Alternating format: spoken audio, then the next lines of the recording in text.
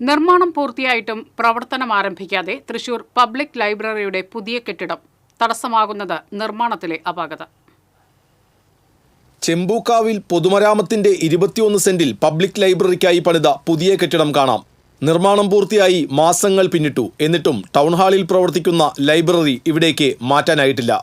നിയമപ്രകാരം അഗ്നിരക്ഷാ സംവിധാനം ഒരുക്കാത്തതാണ് തടസ്സമാകുന്നത്. 5 കോടിയിൽ പരം രൂപ ചെലവഴിച്ചാണ് കെട്ടിടം നിർമ്മിച്ചത്. പുസ്തകശേഖരത്തിൽ സംസ്ഥാനത്ത് 2ാം സ്ഥാനമുള്ള തൃശൂർ പബ്ലിക് ലൈബ്രറിയിൽ 1.5 ലക്ഷത്തിലേറെ പുസ്തകങ്ങളുണ്ട്. 1.5 നൂറ്റാണ്ടിന്റെ പാരമ്പര്യമുള്ള ലൈബ്രറിക്ക് ടൗൺഹാളിൽ സ്ഥലമനുവദിച്ചത് കൊച്ചി രാജാവാണ്.